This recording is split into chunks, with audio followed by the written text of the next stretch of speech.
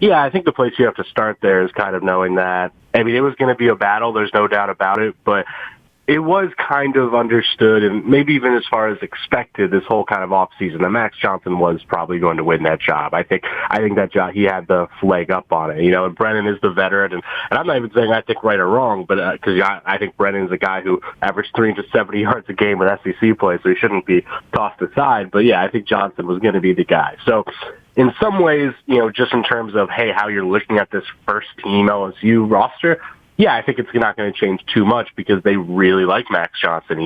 His processing abilities, LSU does extensive testing on processing, and Max Johnson tests pretty high, like one of the higher on the whole roster in the SEC.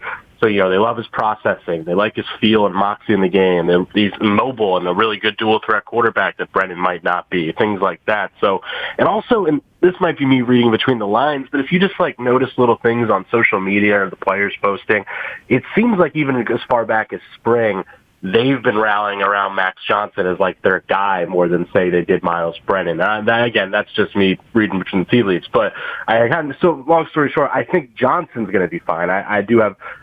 my co-host on my podcast, T-Bob Hebert, and I always said, who's the quarterback never really affected our prediction on the season. We felt they were both pretty even and they're both pretty good.